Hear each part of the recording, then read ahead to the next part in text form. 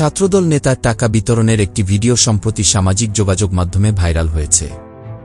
ভিডিওতে দেখা যায় ছাত্রদল নেতা মাসুদুর রহমান মাসুদ একদল যুবকের সামনে বসে টাকা গুনছেন এবং একে একে তাদের হাতে তুলে দিচ্ছেন।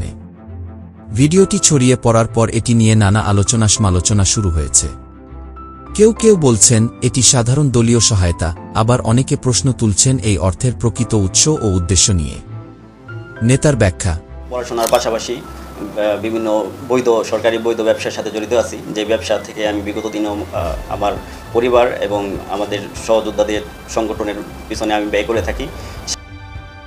এ প্রসঙ্গে মাসুদুর রহমান মাসুদ জানান, এটি তার ব্যক্তিগত উদ্যোগ। তিনি বলেন, প্রতি বছর আমি আমার ব্যবসার লাভের একটি অংশ দিয়ে নেতাকর্মীদের ঈদ উপহার দেই। এবার সময়ের অভাবে পাঞ্জাবি কিনে দেওয়া সম্ভব হয়নি, তাই নগদ টাকা দিয়েছি ঈদে।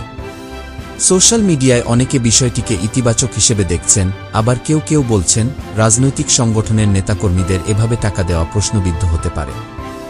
অনেকে জানতে চাইছেন এই অর্থের প্রকৃত উৎস কী এবং এটি কোনো রাজনৈতিক স্বার্থের সঙ্গে যুক্ত কিনা। এই ঘটনা নিয়ে আপনার মতামত কী?